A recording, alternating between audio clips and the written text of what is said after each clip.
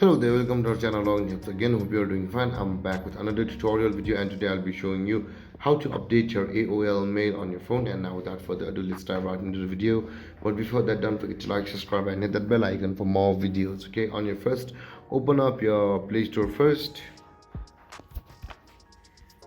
and after that type in AOL mail on the search bar like this and search for it.